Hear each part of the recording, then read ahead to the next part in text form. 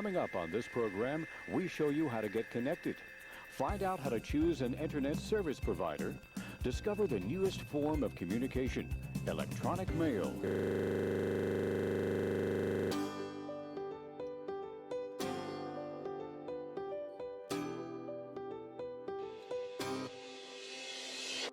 Life isn't quite what I thought I'd be. When I was a kid on VOIP, I thought when I get older I'd marry her.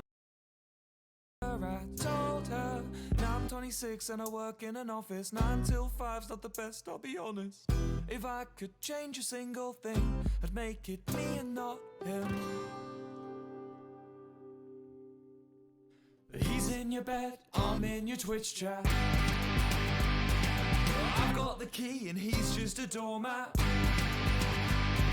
And even though he's got social skills, that doesn't mean I can't pay the bills. Anyway, make the most of him, 'cause she moves on pretty bloody quick. Oh, oh. Your new boyfriend's an asshole.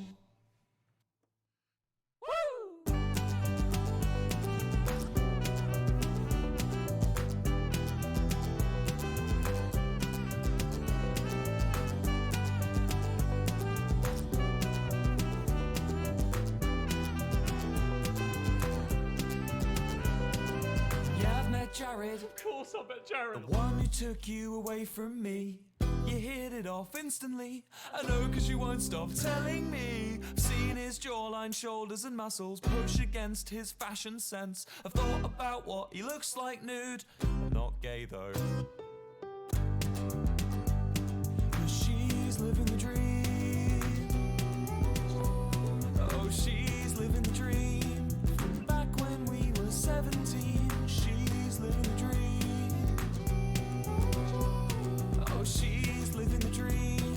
From back when we were 17. How on earth could I be safe when I'm one click away from insane? I just think that I deserve a little bit of what I earned. I'm not gonna make another scene. The one I made when I was 23 means I'm not allowed in Disney World.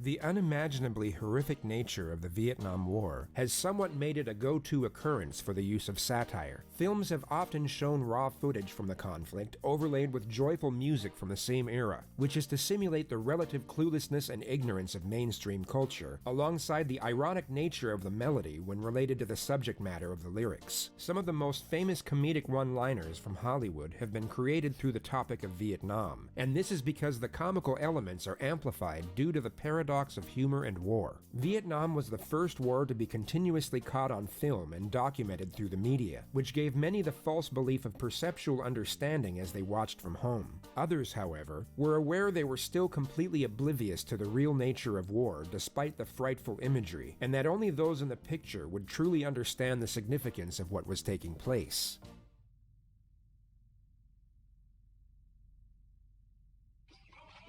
On the fifth day of the battle for Hue, the Marines moved out from the fortified Army compounds that withstood the original attack and advanced into the empty, abandoned buildings of what was Hue University.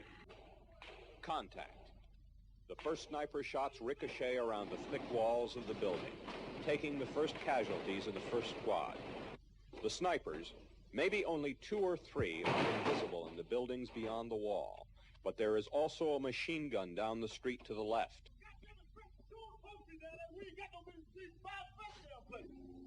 The platoon leader has called his men forward. There is to be an assault. Much is left in shambles. The Marines advance building after building. The North Vietnamese retreat building after building, giving up nothing without a fight.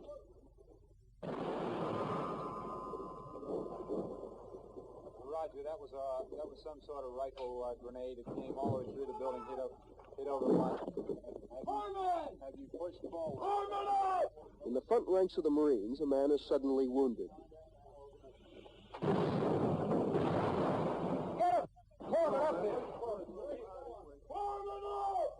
He's been hit in the eye by shrapnel from an enemy B-40 rocket.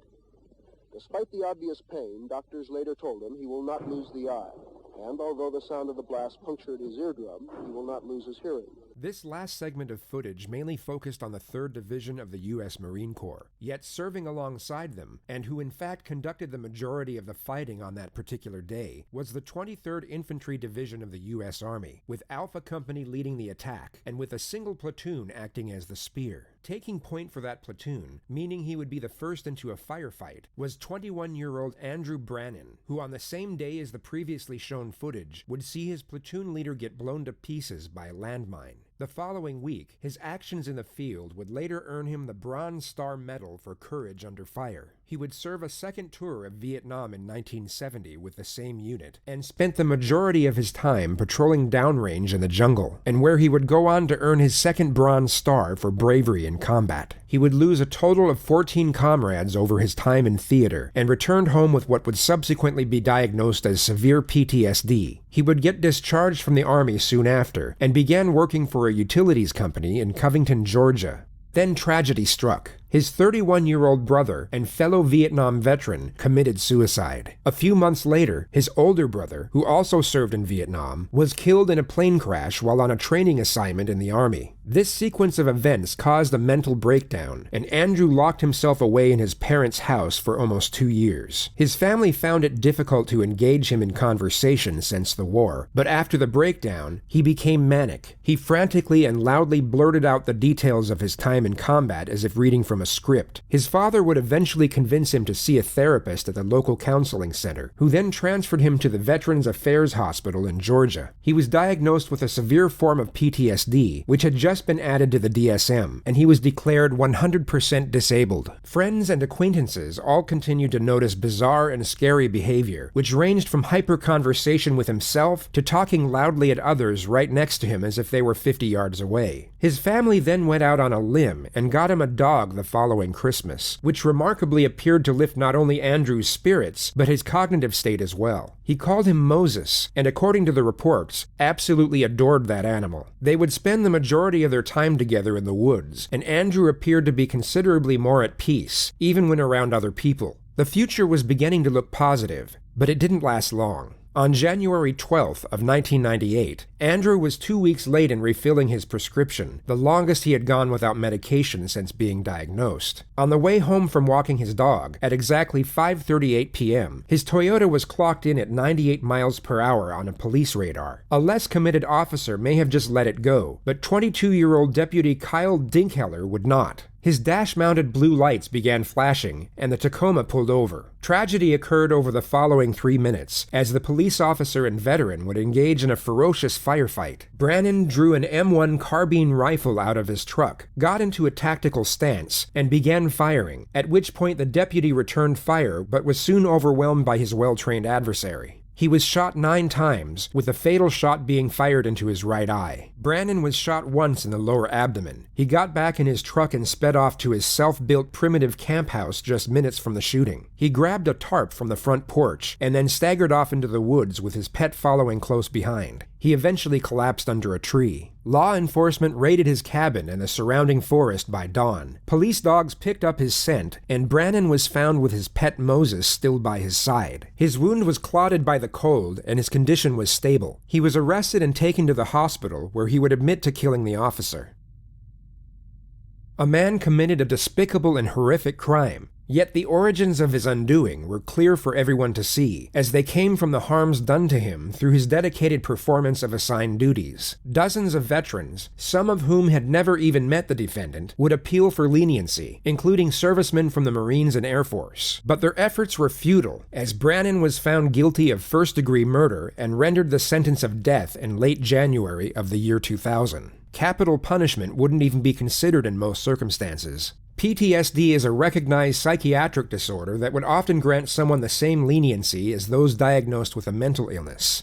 So what makes this case different than the others? Why have dozens of veterans been shown mercy for similar and even worse crimes when Brannon received nothing of the sort? The answer will always be a source of speculation, but the majority would agree that a single element had the most impact. And that brings us to the medium of video and its psychological impact on the viewer. Video cameras reached consumer markets in the United States in the late 1970s, yet they were mainly used by families to document special moments, such as birthday parties or weddings. They had little impact on police work until the mid-80s, and became widespread by the 1990s. Audio and visual documentation is now the norm when encounters with suspects occur, and this has been widely known to have a dramatic impact on legal proceedings. Compared to storytelling, the visual and auditory elements of video can influence a viewer's behavior to a far greater extent. Evoking the senses of both sight and hearing can spark subliminal memories of joy, sadness, anger, and fear. These emotional responses are what fuels perception and builds a stronger bond between the viewer and what they are watching, which in turn can greatly influence their decision-making as they feel more emotionally connected to the story. To adequately understand its effectiveness for the state, we must also appreciate its effectiveness for the defense, and the case of Markeith Lloyd is a recent example. The 41-year-old murdered his pregnant ex-girlfriend outside her parents' home in Orlando, and many cited the motive as revenge. Look, you ain't learned yet? It's raining. Look, take me home. This man's still trying to speed. It's raining outside, y'all. It's still trying to speed. Look. Take me home. For real, you not about to kill me and the baby. This man, he has to be stopped. Somebody stop him. He has to be stopped. This is ridiculous. I'm not going to live past 25. I'm not going to make it. Not like this. Oh, no. I might as well pray every day. Make sure I make it into heaven. Even though I do that anyways. But I don't know what I was getting myself into. I don't know what I signed up for. The 24-year-old mother of 2 was shot 8 times in her torso, legs, and right foot. Her younger brother was also shot 3 times, but managed to survive. Markeith went on the run, and just under a month later, gunned down 42-year-old police officer Deborah Clayton. She had attempted to arrest the suspect outside a Walmart just 6 miles from the first incident. We can't do anything without you all letting us know what's going on, so that we can protect and save our children from violence. And we also, the police is here to help you. We're not here to hurt you, we're here to help you. And if you have any complaints, just follow up with the complaints. And believe me, we will look into them, okay? So don't give up on us despite everything you've seen on the news. We're here for you. So that was the reason for bringing the cops and the community together so we can start having a unity, building these relationships, and trusting each other. I just sat in the car. It was cold that morning, and I was just warming the car up, putting water on my windshield. And that's when I seen Officer Deborah come out to her truck. She parks right in front of the store. And I was just sitting there and I saw a chick walk up to her. And I physically heard her tell her, the dude that killed that pregnant girl is right there in the store. He's getting ready to come out. And Miss Deborah, as she's walking towards the store, that's when I heard her say, "Hey, you." And to me, all hell broke loose. And I stood up. That's when I stood up when I heard her say, "Hey, you." And I literally watched Markeith Lloyd. All I seen was him run around the post. And I seen him pull his gun out. And they were shooting at each other like a Western movie. Miss Deborah, I want to say, let off about 6 to 7 shots. I don't know exactly. It was crazy that morning. And Mr. Markeith pretty much was trying to unload his gun on her. He was really trying to get rid of her, like it was something personal. And then all of a sudden, I see Miss Deborah fall. I guess that's when she must have called, "I got shot," or something on her radio, on her walkie-talkie. She was on her back. And as I got ready to run over there, Markeith Lloyd just kept shooting at this lady while she's on the ground. So I'm looking at her body literally jumping off the ground from bullets, of course. He's unloading. He shot at her at least 5 or 6 more times as she's on the ground. And I just took off running. Markeith would continue on the run for another 8 days until he was finally tracked down and found in an abandoned house in the west side of Orlando.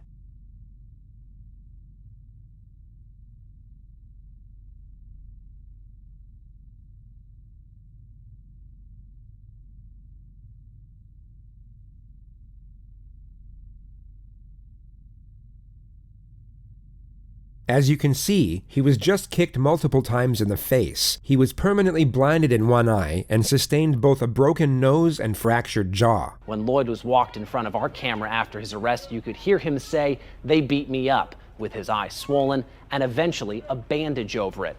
But this report from the state's attorney's office says that force was justified, citing stand your ground. It goes on to say that officers were nervous when Lloyd surrendered, and that he was wearing a bulletproof vest, and that he might still have a gun on him, and that he might try to grab an officer's gun. The footage of his arrest and injuries gained national attention, yet had minimal impact in the subsequent trial. The most significant piece of footage was the interrogation, and this was repeatedly used by the defense when addressing the jury. The police showed little to no interest in building the case, but instead subjected the suspect to as much discomfort and ridicule as possible. They were led by emotion as opposed to their training, and this would work greatly in the suspect's favor later on in court.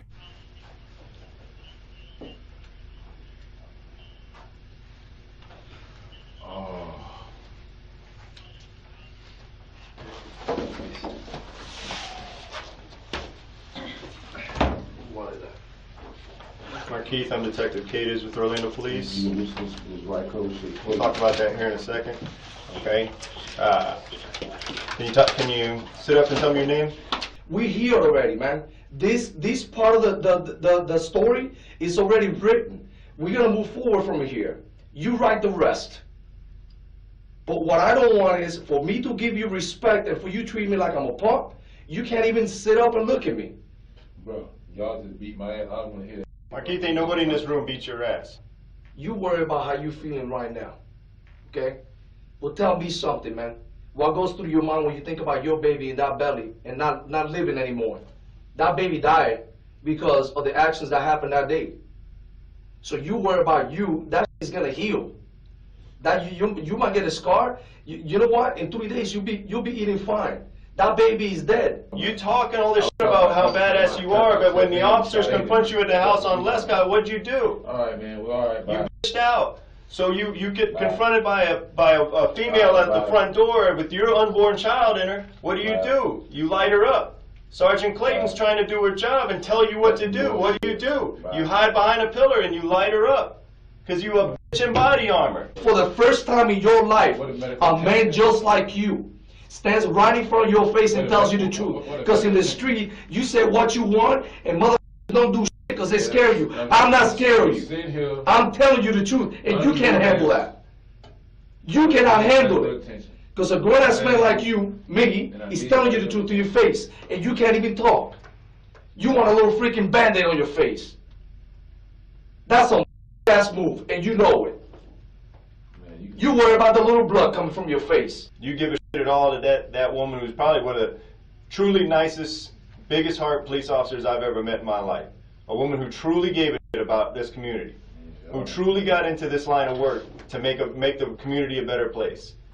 And you shot her down like a fucking dog because you're a little goddamn pussy. Okay? You want anything to say to that family? Your mama. Huh? Your mama. Whatever, dude. You're a little bitch and you know it. You want to say anything to that family? Do you want to say anything to that family? Dad, the big thing for to get some respect and you disrespect more. What respect do you deserve? You deserve the respect of any rabid dog on the street. Alright, well go on then. What the fuck you stepping in front of me for then? The time right now is gonna be. Open your eyes, Marquis. 8:39. Open your eyes. That was a true angel right there you put down. It was a true angel you put down because you're a pointless little fucking dog. Okay? And my only regret is that you're breathing right now.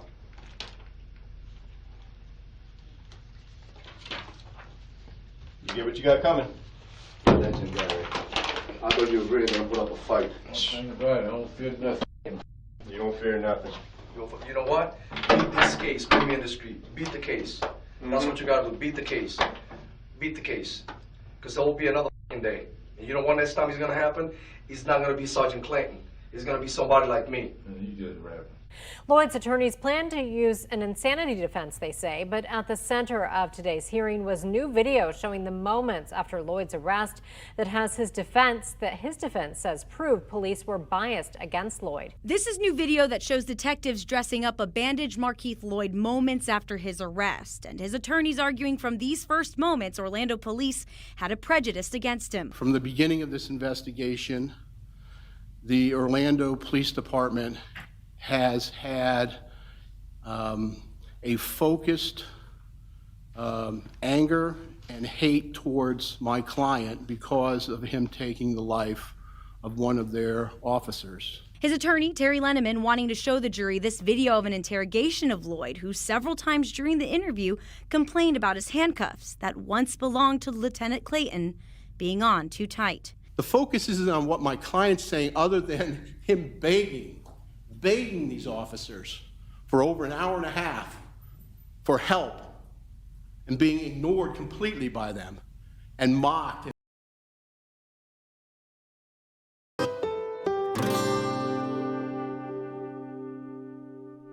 But he's in your bed and I'm in your Twitch chat.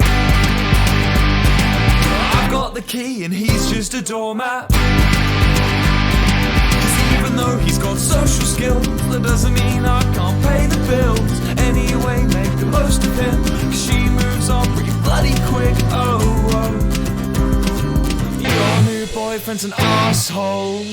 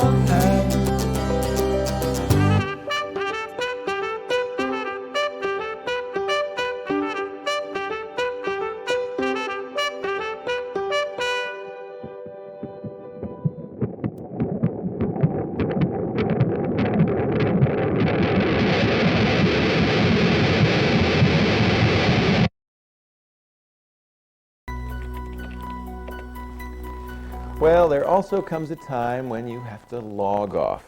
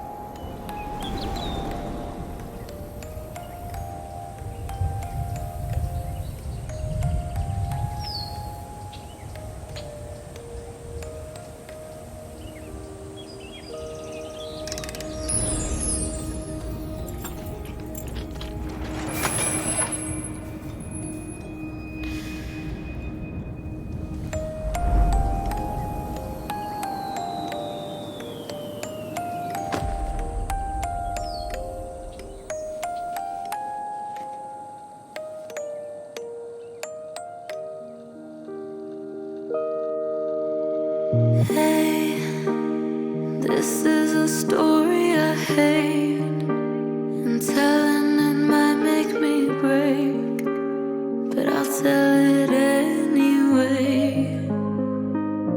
This chapter's about how you said there was nobody else, then you got up and went to her house. You guys always left me out. I still have the letter you wrote when you told me that I was the only girl you'd ever want in your life. I guess my friends were right. Each day goes by and each night I cry. Somebody saw you with her last night. You gave me your word, don't worry about her. You might love her now, but you loved me first. Said you'd never hurt me, but here we are. Oh, you swore on every star. How could you be so reckless with my heart? You check in and out of my heart like a hotel, and she must be perfect, oh well. And laughed and other things. Breaking news right now at 12:30 here on Eyewitness News at noon. This is live from the Orange County Courthouse, where the jury's recommendation of a sentence for this man, Markeith Lloyd, is about to be announced. We, the jury, unanimously find that the aggravating factors are sufficient to warrant a possible sentence of death. No. Dated this 23rd day of October, year 2019, in Orange County, Florida, signed by the foreperson. Markeith was spared the death penalty and sentenced to life in prison instead. With all the factors considered, it came as a shock to the wider public. Yet those who were following the trial closely weren't as surprised, as the alleged police negligence during his interrogation was drummed into the jury at the later stages. Had the jury simply been told of the interrogator's conduct, as opposed to witnessing it with their own eyes, the outcome of the trial may have gone different, and Markeith could have been sitting on death row at this very moment. Video. It resonates.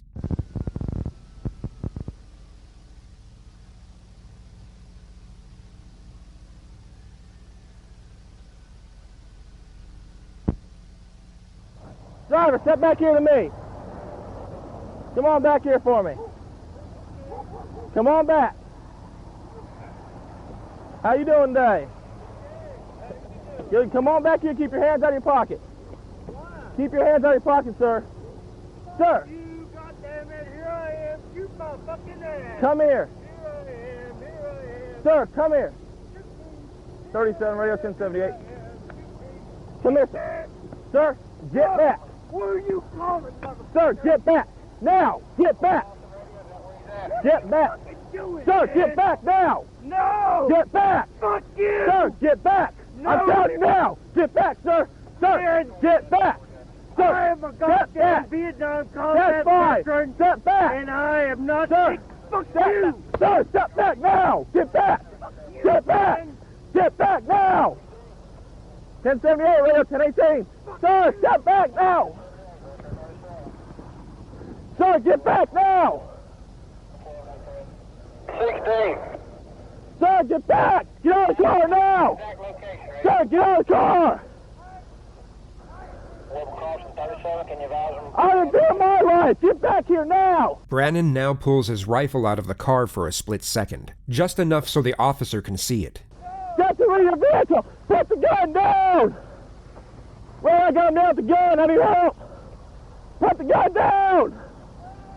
Brannon has purposefully let the officer know he is armed, and has now stuck his head up in the line of fire twice. The officer is well within his right to shoot at this point, and Brannon would know this. In the next moment, he will jerk his head up in an abrupt manner as if he's about to fire, but doesn't. Put it down now!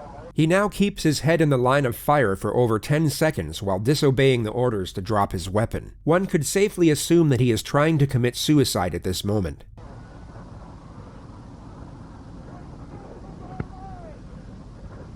Put the gun down!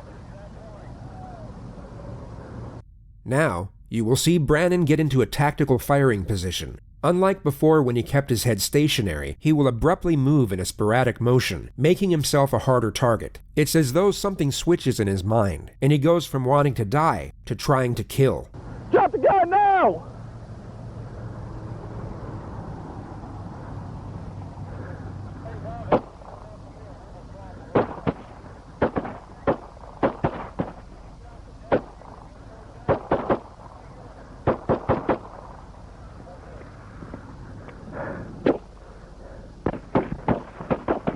It gave the jury tunnel vision focus on the tragic demise of a police officer, while the origins of a soldier's psychological undoing were driven into the dark and out of sight. Nearly 15 years later, on January 13, 2015, the state of Georgia executed Andrew Brannon by lethal injection. He was 66 years old. His last words were, "I extend my condolences to the Dinkheller family, especially Kyle's parents and his wife and his 2 children. I am proud to have been able to walk point for my comrades and pray that the exact same thing does not happen to any of them. I'm glad to be getting out of this place." I'd like to build the world a home and furnish it with love. Grow apple trees and honeybees and snow white turtle doves. I'd like to teach the world to sing with perfect harmony. I'd like to hold it in my arms and keep it company. I'd like to see the world for once all standing hand in hand and hear them echo through the hills for peace to have.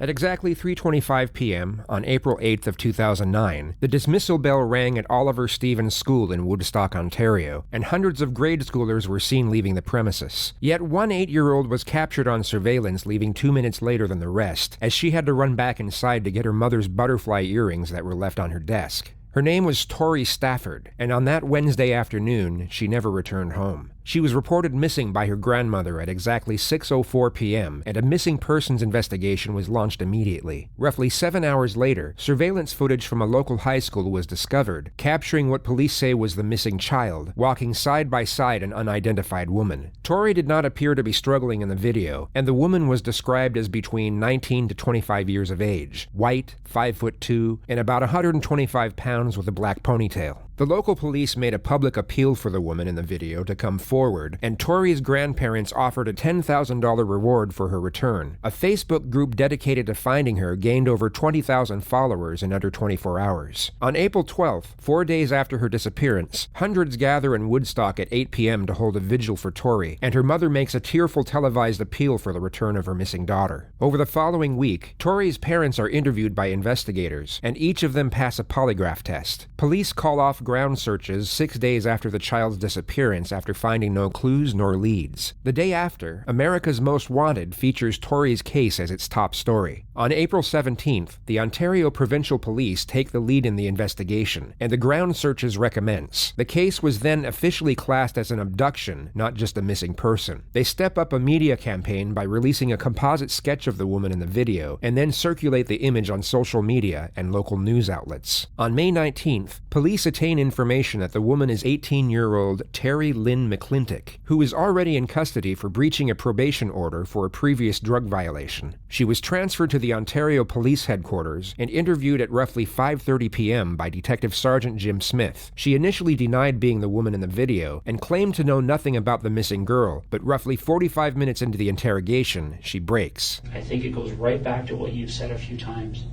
You didn't want to see it, okay? But that doesn't change the fact that you saw it, okay? And that's what you need to be truthful about. And I know it's hard to talk about. I know it's even harder to talk about than the sex part of it, okay? But you saw it, okay? You know you saw it. And we need to talk about that. When I seen Mike with Tori on his lap. Like, I turned my head because I didn't want to see it. I could hear her calling my name. Like, So tell me what happened.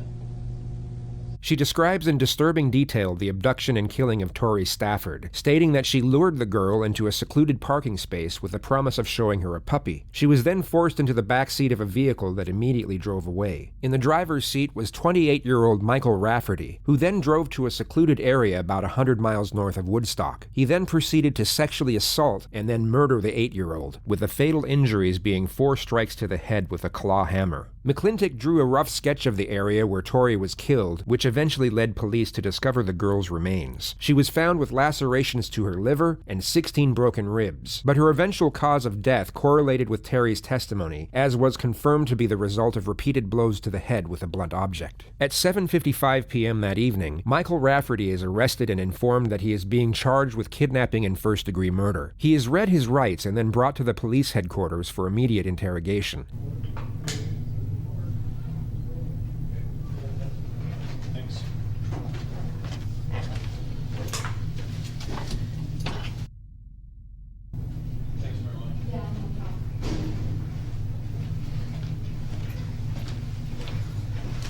Come on in and grab a chair. That'll unfold, so that's a blanket for you there, okay? Tea, I think they might have only put 1 sugar in, I think they got it mixed up. And there's a plain donut there for you. I had a cereal bar, but if you get hungry or anything else, just let me know, okay? Do you have any, I've eaten since noon. You haven't eaten since noon?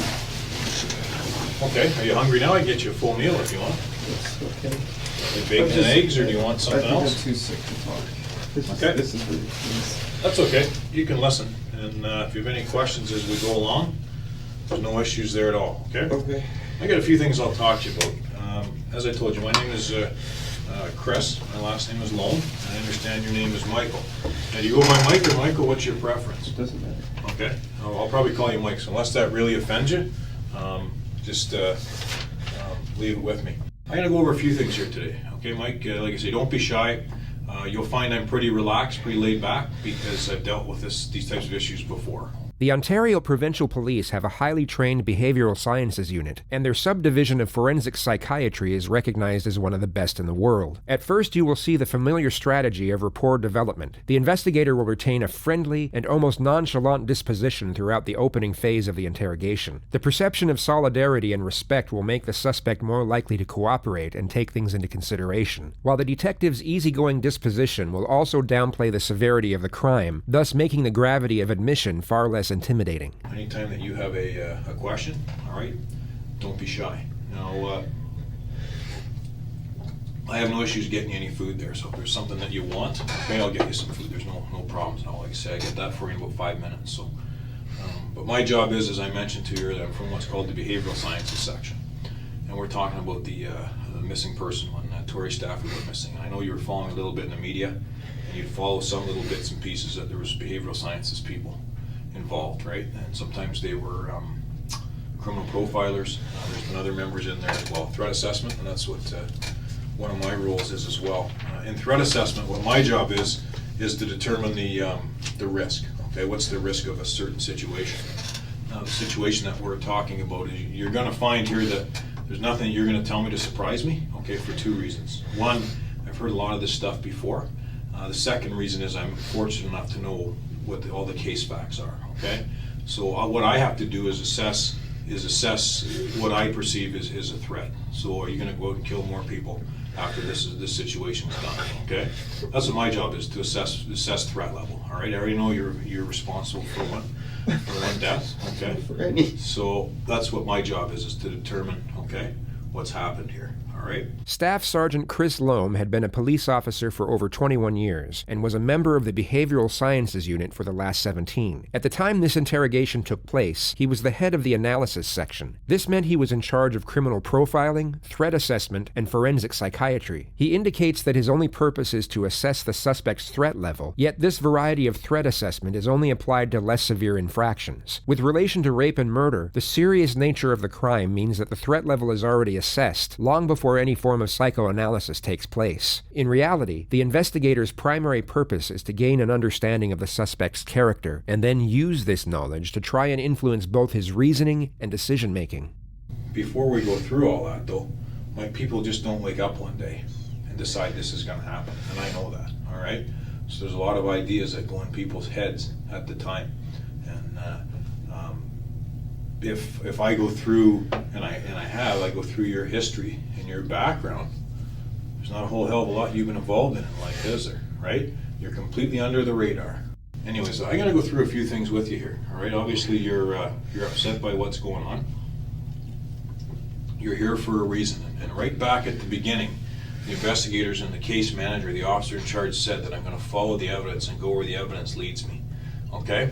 And now you're here because the evidence has led the investigators to you, all right? And then I get involved after that. There's been people that I work with in behavioral sciences that have been here from the outset of the investigation, but really, at this point in time, I mean, when I go in and look at your history, there's very little on there. Like I say, you've flown under the radar. You haven't had any major problems with the police, okay? But now all of a sudden you're involved in this situation, and it's a serious situation, and it's a scary situation. I'm sure you're quite upset and quite concerned about what's going on here. All right. Now the last one I was involved with like this, I don't know if you're aware of it, was a girl named Holly Jones in Toronto, and she went missing. And the guy that had abducted her, his name was Michael Briere. And what he was doing is he was watching on his computer for hours and hours and hours. He was looking at child porn to the point that he decides, I want to go try this. And he goes and he grabs Holly and he does some things to her, and then he realizes, what am I going to do? Okay? And he panics. He doesn't know what to do because she's a witness now. And he says, if I just let her go, she's going to tell on me. So he decides that he's not going to let her go. All right? And all that was from something as simple as watching child pornography for hours on end. These things happen, okay? And we can't say it happened close to home. Toronto's not that far from you, okay? These things happen all the time, all right? So what I need to do is sit with you. I already know how. I know the who's, right? Why? I mean, why is up to you, but I can actually probably fill in that blank for you, but that's not what my role here is. If I'm going to assess risk here and see, number one, do you even feel bad about what you've done? That's the first thing I look for. And number two, do I think, okay, he doesn't feel bad, so in turn he's probably going to do this again because he really doesn't care about it the first time it's happened, okay? I'm not at all upset with you. I'm not mad at you. I don't mind sitting here talking with you. You'll know if I don't want to talk to you because I'll just simply leave, right? From reading about you, this to me seems like it's out of character. Now, I could be wrong, right?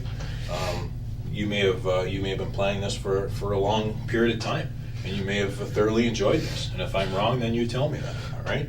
But I also know that we all make mistakes, okay? And that's why pencils have erasers, okay? Because we all make mistakes. It's that simple. Spending time with you here, and if I'm wrong, you tell me. But it looks like if you could turn back time, maybe there's a few decisions in life you'd made a little bit different, all right? If I could turn back time for you, Mike, I would. But it's not that simple, okay? So now you and I have to sit here and face what's happened, okay?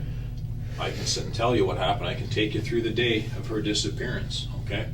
I mean, I've seen the video, all right? And I know that you didn't do this alone. And but at the end of the day, we got to deal with this situation, okay? Because it's a young girl that we got to talk about. And if you and I don't sit and talk about your side, then people will only think the worst. Right? It's human nature, right? You've done it and I've done it. We always think the worst until we know the facts, okay? So that's what you and I need to sit here and work and discuss and work through. Again, if I'm wrong, you tell me, okay? But I really believe if you could turn back time, you would deal with this a little bit different, okay? And there may have been a rush, it may have been exciting for a period of time, but then reality sets in and you have to sit and live with the fact of what's happened here, okay? And that's what we're doing here. We have to sit and deal with what's happened. Really, at this point, what you have left is your word and your credibility. And people always think the worst, okay? Until they know the truth. You do it and I do it. It's human nature. So we're all going to think the worst until we know why this has happened in your mind. And again, if it's something where you're like Michael Briere, where you looked at a lot of child porn and then decided you were going to try it, then that's fine. If it wasn't your idea, then that's fine too, but we can't change what the case facts are, all right? You know deep down that this is your chance to get it off your chest. You're not sitting there the rest of your life saying, I guess I should have said something, all right? I guess I should have got it off my chest and said my side, because this is your last chance to do it. The fact that you're here and the fact that they've already, they know where the victim is, okay, and they know your steps, this is it. You have to take the steps now to live the rest of your life, okay? This is what you have to do. You and I need to talk about this, okay? It's always interesting to examine a suspect's demeanor while being interrogated, especially compared to how they most likely were while committing their violation. The suspect here is a quivering mess, acting like a helpless victim, wallowing in his own self-pity while vying for sympathy. Essentially the opposite of how he was while attacking Tori Stafford. It's ironic that the powerless and vulnerable complexion he is trying to portray here is exactly what his victim would have felt at the time she was attacked. The sympathy he is trying to garner for himself is clearly what he lacked for the 8-year-old child he raped and murdered. So I've got to determine, as part of my job, when all is said and done here, do I think Mike's done? This is it, he's made his mistake, he realizes how wrong the mistake that he made and he's willing to look past it? Or do I have to sit here and say, all right, my report's going to say very simple, I think this guy's going to reoffend. And that's what our job is. We deal with these types of situations and the reasons why people do this stuff, okay? Like I say, this may have been a thing that you just snapped and did something. That stuff happens. Or it may have been something you planned for many months and got some enjoyment out of the plan. I didn't do anything. Well, that's not entirely true either. That is entirely true. No. I didn't do anything. No, you can try and cement yourself into that, okay? But at the same time, you're not doing yourself any good by not being truthful here, okay? The investigator wants to come across as empathetic and understanding, yet still needs to keep the suspect's confidence low. He watches for denials and stops them immediately. Letting the suspect deny his guilt will only increase his morale, thus increase his psychological endurance and constancy for self-preservation. This needs to be stripped away as much as possible, as early as possible. Because by not being truthful, all you have left is your credibility, Mike. That's all you have left, okay? You're not the only person who's been arrested and charged, okay? And there's no surprises left anymore, okay? It's not even a surprise, it's why this happened. I'm also not the only innocent person who's ever been arrested and charged. Well, and that's true. There's been people that have been arrested for things where there's no evidence, but unfortunately in this case there's lots of evidence to determine your role in this crime, okay? The girl who's on the video who walks away with Tori has been identified. And she's been identified as her and Tori being in your car. And the three of you and her and Tori, go to the Guelph area, go to the Home Depot, okay? And the grabbing of Tori, there was a planned event that you were going to grab her. You're going to grab a girl. But this other person was going to do it, and the other person got the girl, put her in your car, all right? And then there's other steps that are taken from there. Okay, there's things that happen at Home Depot, there's things that happen outside of Guelph, and there's things that happen to Tori, all right, before she's gone, and you're involved in that, and you can't mask that, you can't change it, okay? No. Because what's happened has happened. I can't turn back the hands of time, and neither can you, okay? There's nothing I can do to turn back the hands of time and say, I wish Mike would have reacted to this situation a little bit differently, okay? There's no doubt in my mind, okay? There's no doubt in my mind that you're involved in the abduction, okay, of Tori. No doubt in my mind at all. I've followed the evidence, I've read the file, okay? There's no doubt in my mind. We're past that, okay? And the only concern or the issue that I have is why you did this. What caused you to do this? Was it something you, like I say, is this something you've done before and you've been involved in the death of other people and you enjoyed this?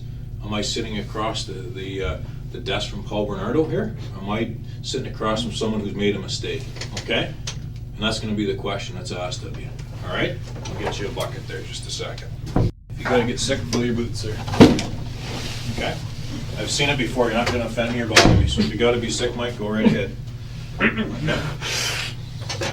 I'll get you some paper towels or something. If you feel like you're going to be sick, just grab the, I'll have the bucket there handy for you, okay? Just leave it right there. You and I need to have a discussion. This isn't a parking ticket, okay? This is reality, okay? And people are, I've already told you, you know this. People assume the worst until they know the truth, okay? And people are going to assume the worst of you unless you and I sit here and clarify it. Okay, something's pushed you to do this. Okay, you can't just fly under the radar your entire life. Okay, Mike? It doesn't happen. It's not realistic. Okay? I'm not going to sit and tell you that it happens. Something brings this on. And when you sit and talk to someone who had a troubled life like Michael Briere and just gets pushed into doing this and panics and thinks, what would it be like to take a kid and touch and rub a kid and then wish you could stop, okay? And people can't, and that's the whole issue here. All right? The detective seems to be almost rambling here, but this is a common strategy used to keep the suspect's mind racing. When Rafferty is concentrating on what the detective is saying, it doesn't give him a chance to conjure up his own thoughts, making it very hard for him to either think up a lie or disassociate from the situation altogether. It's a methodical process of breaking a suspect down through mental exhaustion and slowly chipping away at his psychological stamina piece by piece. We can't control every emotion. All right, we can't control some of our urges, some of our thoughts. None of us can, okay? And I can't look you in the face and say I haven't made a mistake or made a bad decision in life, because I have. But the reality of it is, you and I have to accept that and move on, okay? Because I can walk out there and never see you again. Like, I can do that, right? My job here is done. The job here is done, as you'll find out tomorrow, as things start to be released. There is no more questions. There is no more long drawn-out investigations. They're already sending people home to spend time with their families, okay? They're scaling back what's happened because it's been cleared and they know what's happened. The pieces of evidence have been gathered. So that's reality. I can't downplay that. But you and I need to walk out of here together, okay, with what happened here. You and I have to sit and say, this is what pushed Mike over the top. This is what pushed Mike to get involved in something like this. Because if I don't, then you sit here on your own and you have to take it. Okay, and is that necessarily fair? All right? I have to sit here on my own anyways and take this. To an extent you do, yes. You have to sit there and decide, am I going to get rid of this and get this off my chest so people understand my side, or am I going to sit there curled up and keep it in for the rest of my life? All right? You need to be realistic about this, okay? You have no battle plan to deal with this, right? It's happened, it's spun out of control, and you're thinking, okay, if I ever get caught for it, what am I going to do? Well, your plan isn't going to work, okay? Because you're not built for this shit. This isn't what you're about, okay? You're not some sick bastard, right? That sits there and gets enjoyment out of hurting people, all right? So now you have to live with this, okay? And to live with it, one of the first ways, right? It's like if someone's an alcoholic, what's the first thing they have to do? Acknowledge they got the issue, all right? You have an issue here in that there's overwhelming evidence, compelling evidence that indicates you're involved in what's happened to Tori, okay? And I can't change that and you can't change that at this stage. But you need to be honest and you need to understand your credibility, Mike, is all you have left. All you have left from here on in is your credibility. And you sitting here saying nothing doesn't do you a bit of good because no one's going to know. And then all of a sudden, 10 years from now or 5 years from now, you decide to say something, who's going to listen? Nobody, okay? This is your chance to say your piece, all right? Like I say, if you want, and you can see probably I'm trying not to out of respect actually for you, but I can sit and get as graphic as I want, okay? Because none of this stuff bothers me because I've seen it hundreds of times, okay? But if I sit and go over what's happened here with Tori, you may not be real happy about it because it's going to cause you to relive all this crap, okay?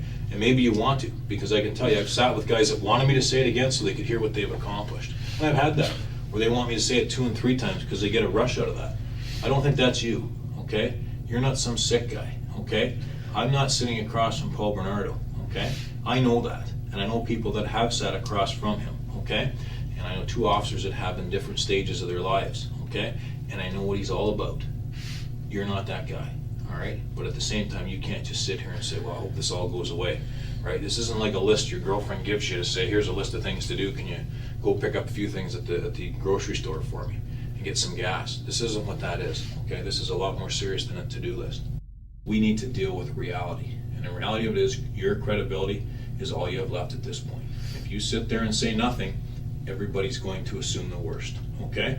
And you may be painted with a picture that you're not real happy with, okay? And I'm the only one that feels like sitting in here with you, right? There's no investigators lined up in here sitting with you. Why do you think that is? Right? Because they've been working at this for weeks, okay? They're tired, and they've been away from their families, and none of them want to come in here and talk to you, okay? I have no issue with that. I'm neutral. I don't have these issues. I haven't been away from my family. I don't mind talking to you. Like, I've talked to people that have been involved in things far worse than what they're saying you did here. Far worse, okay? And I can sit and list the things that I've been involved in. There are people who have done things that have been a threat to our national security, terrorism in Canada. Where I've dealt with people that have been involved in murdering more than 3 people, all right? I've been involved with people who have abducted and taken the life of children. I've been involved in that. I've dealt with many people who are sex offenders that habitually and repeatedly touch and molest children. I've dealt with that. That stuff doesn't bother me, okay? But what's going on here is that you're just in there, you're just a big bundle of nerves, and you don't know what to do. You don't know whether to sit here, shake, shit, puke, you don't know what to do. But the reality of it is, at the end of the day, the evidence is the evidence, okay? And the evidence clearly shows you're responsible for the abduction of Tori, okay? And I also know that she's no longer with us, okay? And you're responsible for that too, okay? And there's a sexual component to this as well.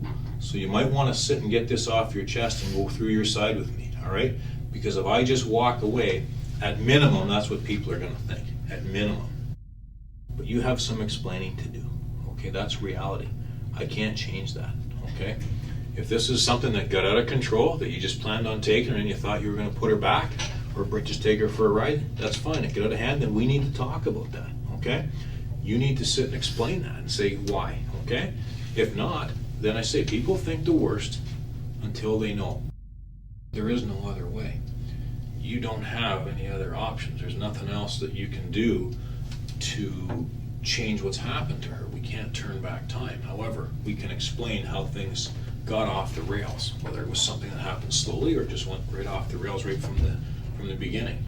Why do you think the OPP has a behavioral sciences section? This is all the stuff that we deal with, okay? We deal with occurrences that are unusual. We deal with situations that aren't regular situations, and that's not what this is. This isn't a regular situation. This is a couple of people that made a series of decisions that hopefully they understand aren't quite right and that they feel bad about. I don't think that you're some kind of monster. If I did, you'll find me pretty candid. You'll find that I'll come right up and tell you, Mike, okay? I don't think that, okay? I think this got out of control. I think it got out of hand, okay? Are you some kind of monster? Or did you make a mistake here? You made a mistake, right? This is a mistake, right, Mike? You'd take it back if you could? This is a mistake, right, Mike? You'd take it back? If you could turn back the hands of time, Mike, would you do this a little bit different? Mike, I'm talking to you. If you could turn back the hands of time, you're not some monster. You made a mistake, right? You'd take this back if you could? This is a mistake, Mike. You need to deal with this. I am no monster, I know but you're I not a did monster. not do what you think I did. I know you did. We're past that, okay? No. We're past that, Mike, okay? Mm-mm. I know you're not a monster. If you did, if I thought you're a monster, I would tell you. I'm gonna be honest with you. I wouldn't just walk out. I would spend some time with you. If I thought you're a monster, just because I want to see what makes you tick. But you're not a monster, all right? This thing has consumed you. Look at you, right? You can barely eat or drink. You haven't touched your donut, right? Why is that? Because your guts are eating yourself up inside, okay? You can't sit and say that you're innocent and did all. What's the first thing you did when you got in here? You just laid down and curled up, right? It's all over. You know it's over, okay? You know it's done, okay? You don't have to be an expert in body language. All you've done is lay around in the fetal position since you've been here. That's not how innocent people act. That's not how people that are falsely accused of something act. It's the last thing they do. It's possibly that it's freezing. I haven't eaten since noon. It couldn't be that this is all just a huge shock to me. No, it couldn't have been any of that at all. It's probably all of that.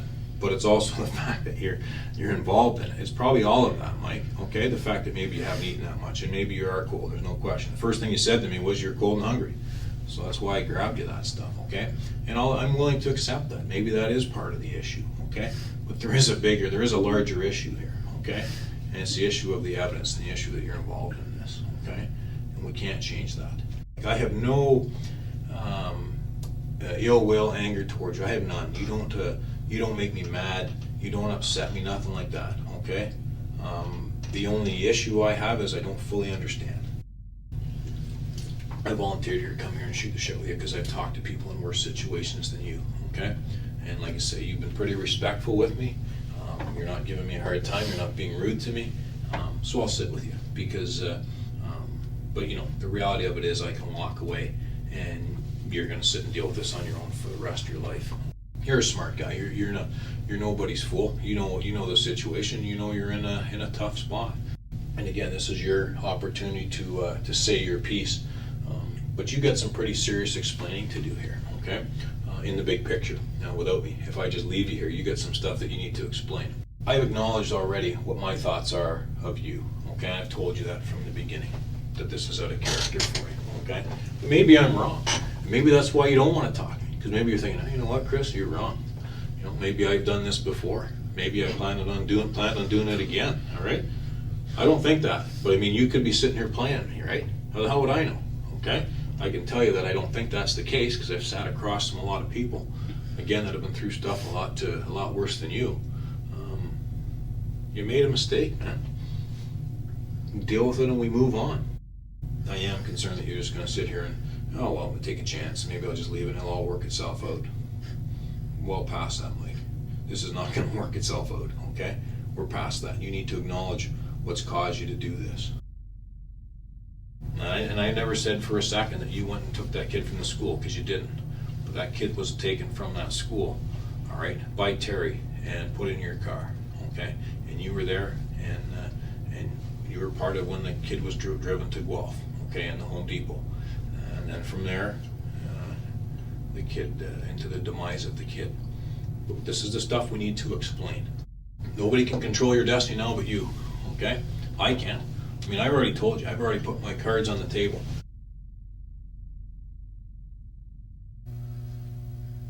This is your chance, man. Do you not think you're going to feel better getting some of this off your chest as opposed to keeping it there forever? You know what I mean? I'll sit with you and do this. There's no issues with it at all. Like I say, I have no problem sitting with you, man. Why don't we just find a starting point and we'll do it? Because you're going to sit and stew forever. Sitting, oh, I should have said this or shouldn't I have said that, right? It's up to you. I mean, I've got situations where I wish I'd have told somebody something that I didn't, and I regretted it my whole life, okay? And it's situations with family members where you should have said your piece or you should have kept your mouth shut. But we all have those experiences. But this is your chance to say your piece, all right? And I think you and I should take that chance. I think you and I should just sit and have that discussion. How is it going to get worse, right? It can't. And obviously, to an extent, someone's put you in this position, right? And we need to deal with that. You want me to tell you things I didn't do so I can get locked up for the rest of my life for this? No, that's not. I don't want you to tell me things you did not do. No. I'm going to ask you a question. What's your biggest fear or your biggest concern now that you've been charged with this? What's your biggest concern here? Losing my life. Okay. All right. I want to know what this girl Terry said. Okay. She acknowledges that she grabbed Tori and brought her to your car, that it was your wishes, that you sent her there with certain things that you were looking for in a victim, and she took her. You guys drove on the highway and did the Home Depot thing, which I talked about, left the Home Depot, went to a secluded area, you had sexual relations with Tori, and Tori was killed.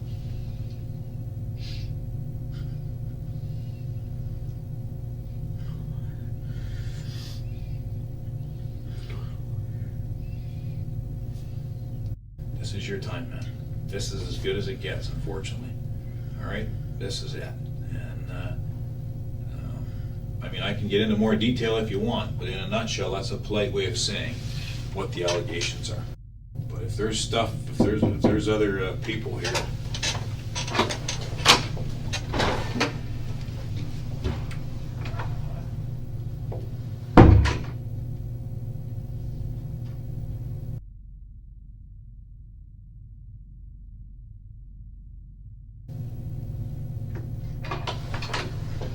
what's happening, man?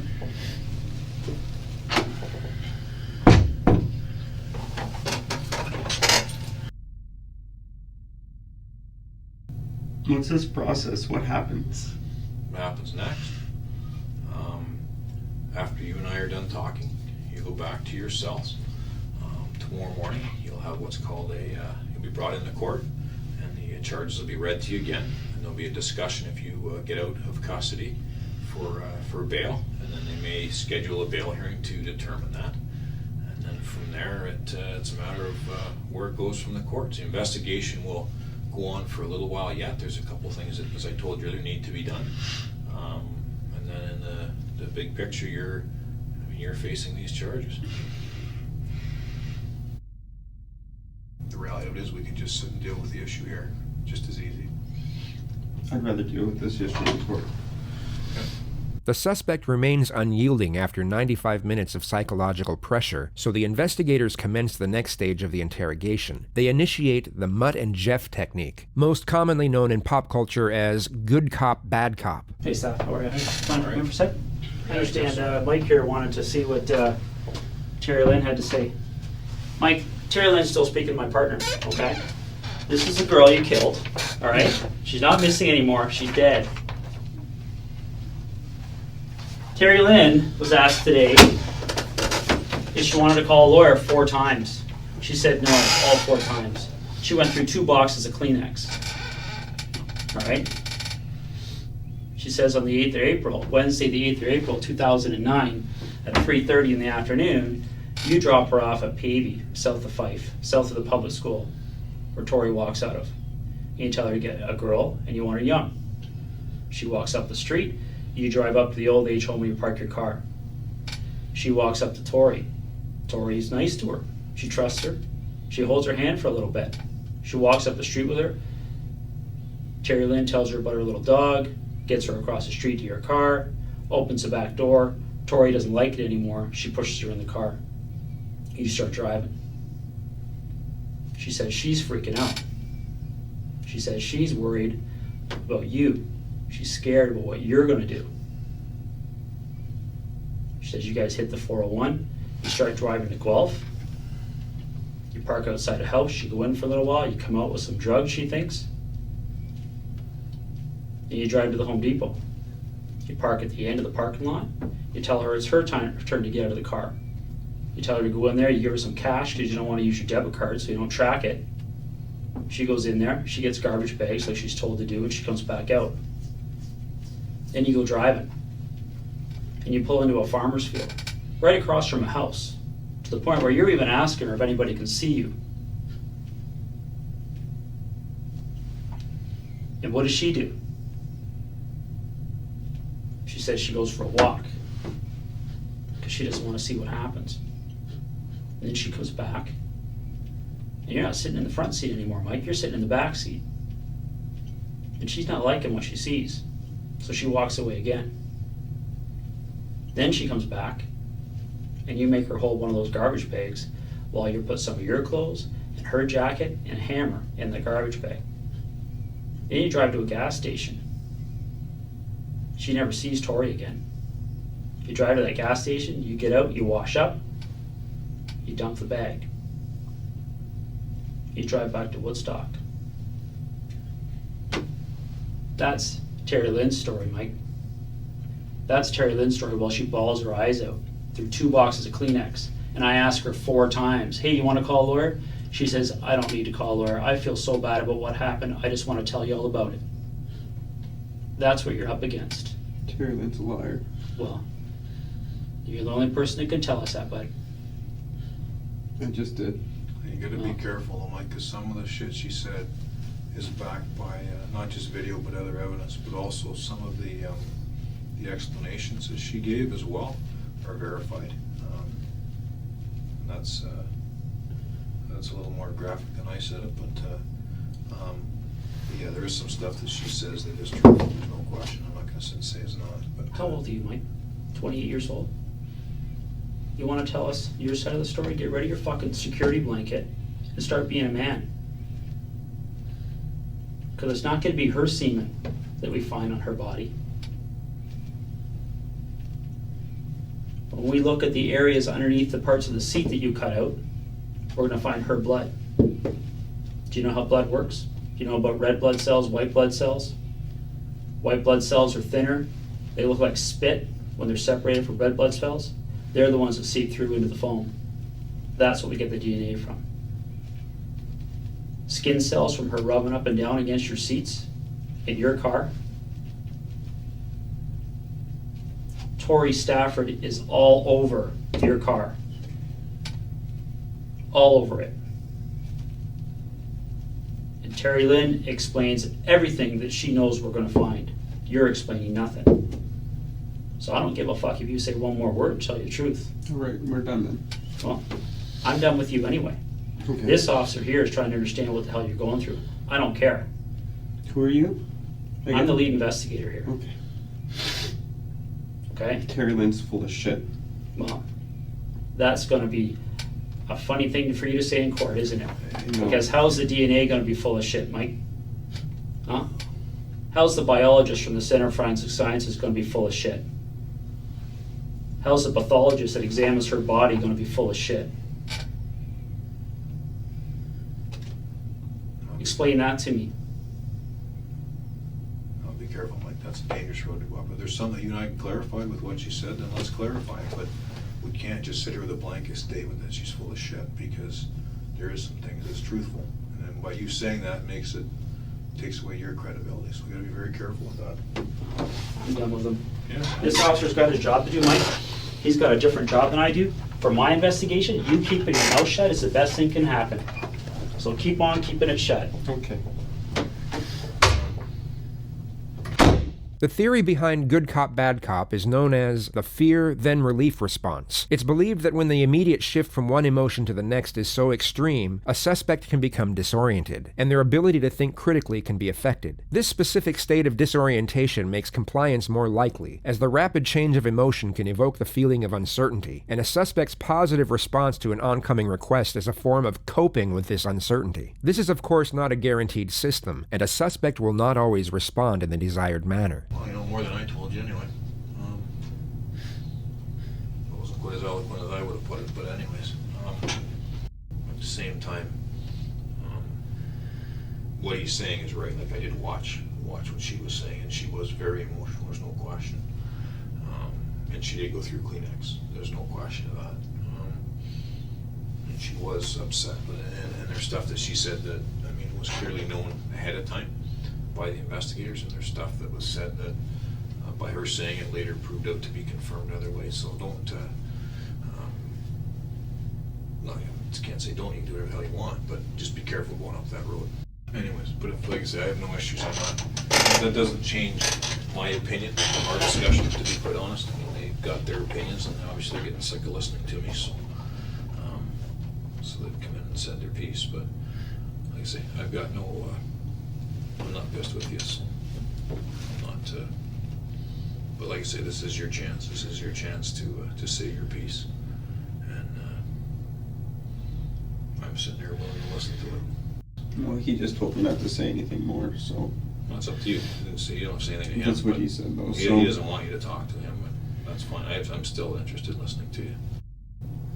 Do you want to talk about the part of the school where she's grabbed?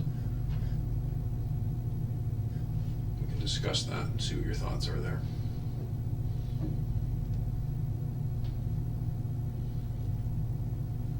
I'm not saying anymore. Why?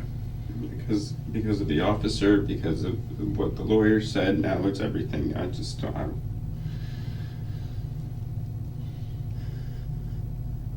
What do you think is going to happen next? I'm not sure. I don't know. Someone runs in here and starts barking.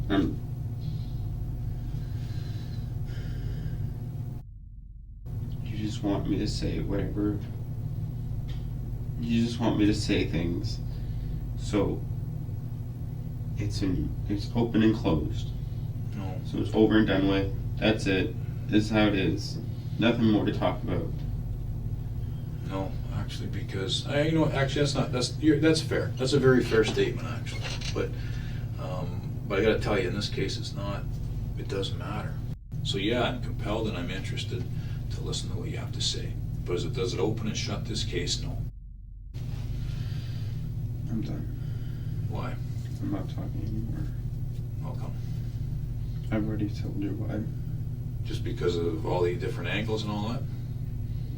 I just don't feel comfortable talking about it.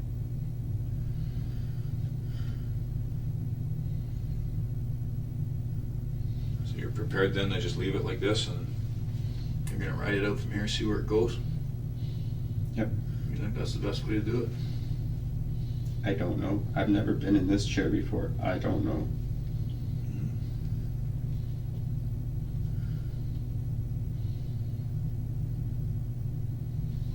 Any questions of me? No.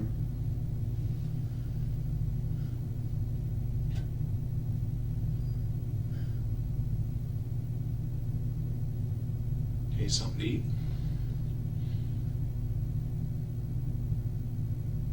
Yeah, but you don't care if I need something to eat. Why would you say that? Because you don't. I wouldn't ask if I didn't care. You're here for your job. Nope. I could have walked out. I don't have to ask you to eat because you got a phone right here, right? But the reality of it is, I know that you're going to go back and sit and sleep or do whatever for a while, and you'd be better to do it on a full stomach. That's all it is to it, man. But I don't have to ask you if you want food, but I am prepared to get you food. So I can eat, and then you can say, "Oh, look, he had an appetite. This is how he must have been feeling. Oh, he drank his tea. This is how he must be feeling." Forget the fact he's just starving and. You're reading too much into it, man. No, that's not what it is at all. I offered you something to eat because I thought if you're hungry, you can eat. I don't care if you eat it or not, right? I mean, it's up to you. It doesn't matter to me if you eat or you don't eat. And that doesn't go anywhere in any of your reports. What's that? That I ate or not ate. No, because it's on the video. It doesn't matter if you eat or not. I don't have to write any report. My report doesn't say if you ate or not. My report says what we talked about. This is a very intriguing moment of the interrogation, as the suspect's state of mind seems to be in two places at once. He is undoubtedly clinging on to hope, made evident by his outright refusal to admit involvement, yet he still has situational awareness. He knows deep down that his act isn't being bought, giving reason for his guilt in requesting food. He would have been starving at this moment, yet his primary concern was how he would be perceived while eating. He is caught between wanting to satisfy his hunger and trying to appear so guilt-ridden by the circumstances that he doesn't even care about his hunger. No, I don't like I say it's your appetite at this point doesn't matter, really. I come in here, I sat to explain to you what the evidence was, had a discussion. Actually, I don't think there's any animosity between us. So we had a discussion about what the case facts are, and that was it. So it doesn't matter to me if you eat or not, but it was a legitimate offer. And if you want something, I'll arrange for you to get it. There's no issues that way. But you read too much into it, man.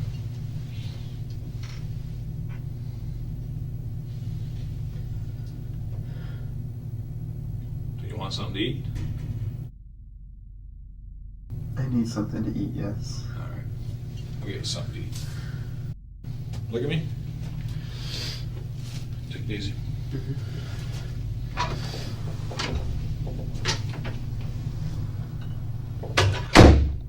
In reality, no food was coming. The suspect had it right when he stated that the investigator didn't care about his hunger, and he wasn't about to go out of his way to get a takeaway meal for a child killer. The Mutt and Jeff technique, although very well executed, was unsuccessful on this occasion.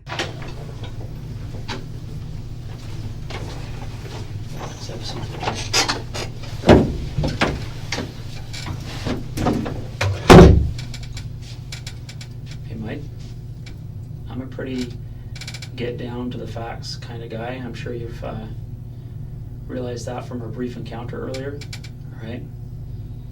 This is not rocket science. I've got what Terry Lynn has told me this afternoon, and I've got you. This is your opportunity. Terry Lynn's sitting right here. Tell us she's a liar.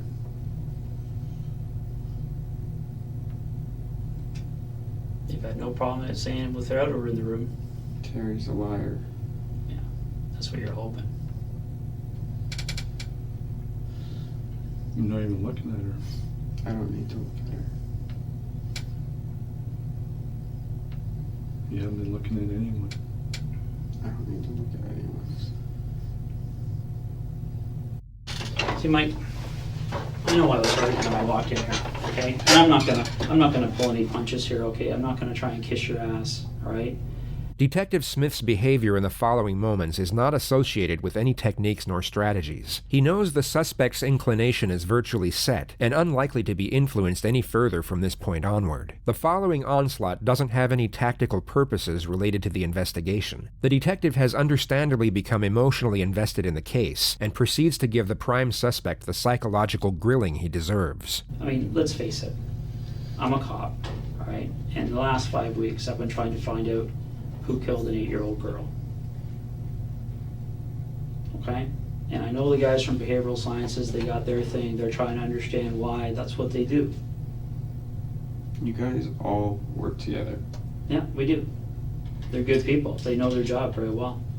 And sure as hell, I'd like to know why. Right? I'd like to think that we don't have people walking around our communities who just because they're bored on an afternoon say, hey, why don't we grab that girl and rape and murder her, okay? I'd like to think that we live in a community where people think a little bit more about what they're gonna do than that. Do you think you're coming off as an innocent guy? Do you think you're looking like somebody who's been wrongfully accused here? You're gonna see it however you want to see it. My lawyer, or the lawyer, instructed me to just say... Yeah. I know, Mike. I know what your simply, lawyer instructed you to say. But that doesn't make you an innocent man. That makes you a man who's saying, holy fuck, what am I going to do now? Nothing I do is going to change your opinion. So I might as well just follow the lawyer's advice. Well, you're right there, Mike. Nothing you do is going to get you walking out of this police station tonight without being charged with murdering Tori Stafford. You're right.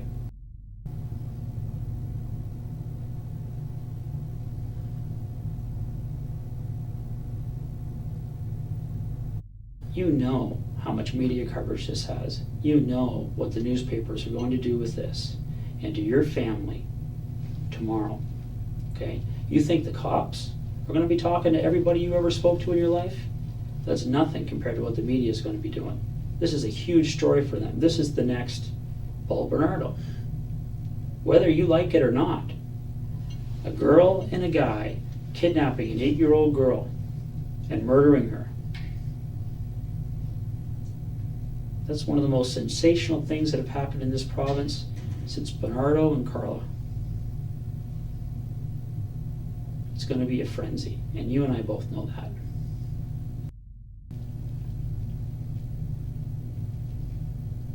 You know what a psychopath is, Mike? I have never met one. Well, I just met one tonight. I just find it funny how you can go full sure on something when you don't know.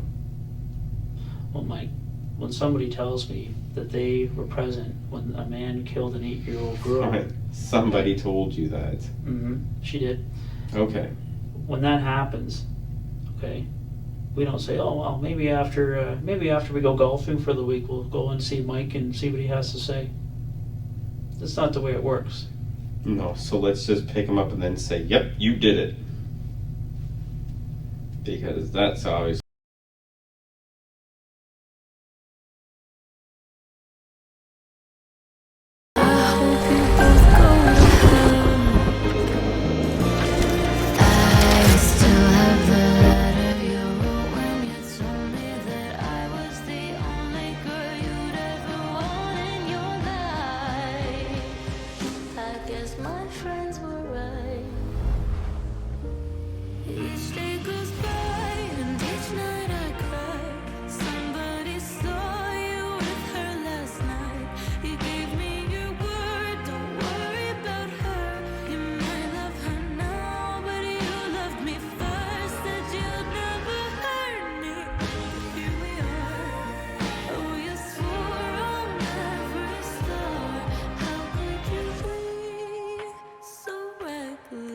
With my heart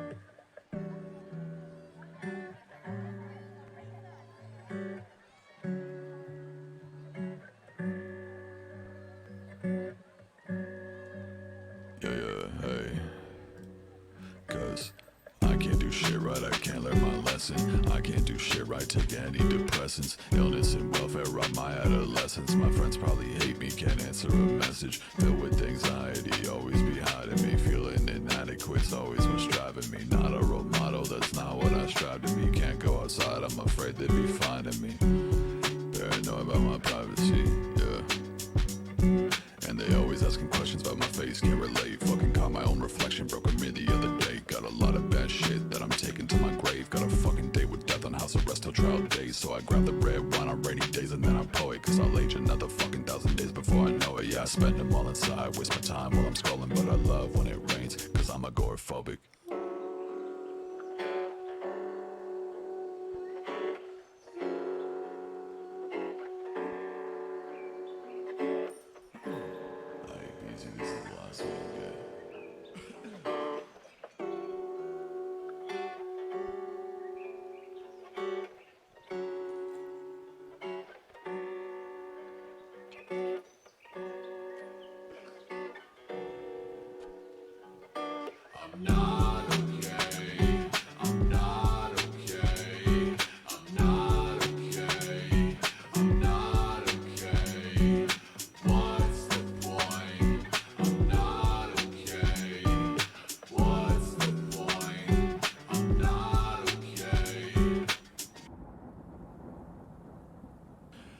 This shit is fucking difficult.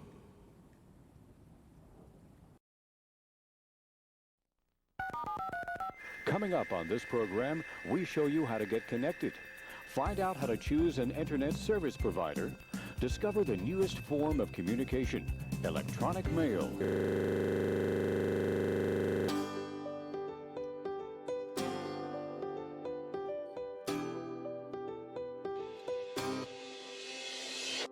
Life isn't quite what I thought I'd be. When I was a kid on VOIP, I thought when I get older I'd marry her. I told her. Now I'm 26 and I work in an office. 9 till 5's not the best, I'll be honest.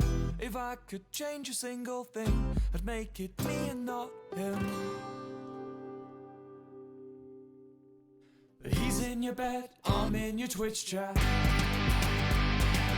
I've got the key and he's just a doormat.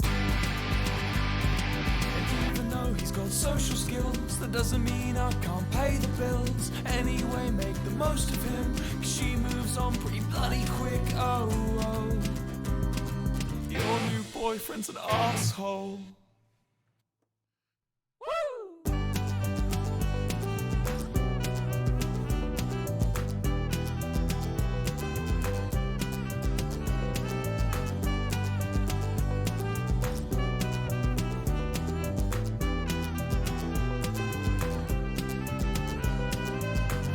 Jared, of course I bet Jared. The one who took you away from me.